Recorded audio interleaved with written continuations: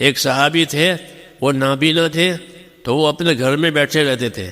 جب کوئی دروازے پر مانگنے والا آیا غریب، تو جا کر ایک ڈوری باندھ رکھی تھی اپنی جگہ سے لے کر دروازے تک، وہ ڈوری کے سہارے جا کر وہ غریب وہ مانگنے کے لیے آیا، ان کو دے دیا، صدقہ دیا.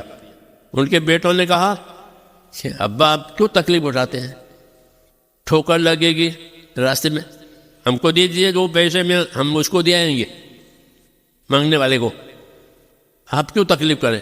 کہ بیٹا یہ بات نہیں ہے، غریب اس کو تو مل جائے گا، میرے دروازے سے ملے گا، نہیں تو دوسرے دروازے سے ملے گا، اس کو دینے والے بہت ہیں. میں جو دینے کے لیے جاتا ہوں اس کی وجہ دوسری ہے کہ میں نے اپنے نبی سے یہ سنا ہے کہ محتاج کو اپنے ہاتھ سے صدقہ دینا یہ آدمی کو بری موت سے بچاتا ہے. یہ فضیلت معلوم ہوئی کہ اپنے ہاتھ سے دینا، ایک کام دینا ہے کہ لو بھائی فلاں کو وہ بھی ثواب مل جائے گا، لیکن یہ کہ اہتمام سے اپنے ہاتھ سے اس کو جا کے دیا ہوئے کہ میری ضرورت ہے اس کی ضرورت نہیں ہے. تو کہ یہ صدقہ اس طرح کرنا یہ آدمی کو بری موت سے بچاتا ہے، اس لیے میں جا کے دیا آتا ہوں اپنا سے. یہ کیا، یہ فضیلت کا علم ہے. یہ سب فضیلت کا علم معلوم ہوگا تو آدمی اس عمل کو پوری طرح سے کرنے کی کوشش کرے گا. اور اس کو فضیلت کا علم نہیں ہوگا تو کہ جاؤ اس کو دیا ہو، جاؤ فلاں کو دیا ہو، تو وہ بھی ٹھیک ہے، اور لیکن وہ ٹھیک ہے لیے اس سے افضل ہے.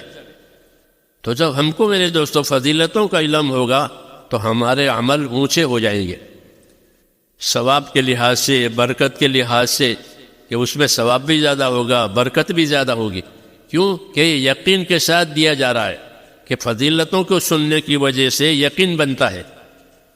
جو فضائل سنائی جاتے ہیں نا، تو فضائل سنانے کی وجہ سے اور فضائل کو یاد ہونے کی وجہ سے اندر یقین بنتا ہے کہ میں اس عمل کو کروں گا تو میرا اللہ مجھ کو یہ دے گا، میرے یہ بلا دور ہو جائے گی. صحابہ نے سنا کہ قبر میں تپش اور گرمی ہوگی، جیسے بجلی چلی جاتی ہے تو تپش اور گرمی ہوتی ہے. تو پوچھا پھر اس کا کیا علاج ہے؟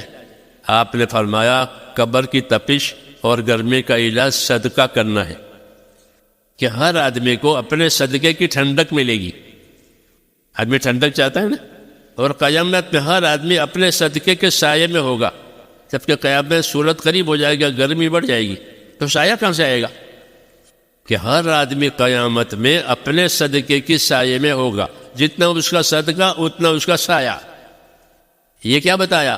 کہ عمل کرنے کا طریقہ بھی بتایا کہ صدقہ کرو، اور اس کی فضیلت کہ صدقے کا یہ صحیح ہوگا کہ صدقے سے تمہاری بلائیں دور ہو جائے گی، بیماریاں دور ہو جائے گی، اور تپش اور گرمی میں یہ فائدہ دے گا.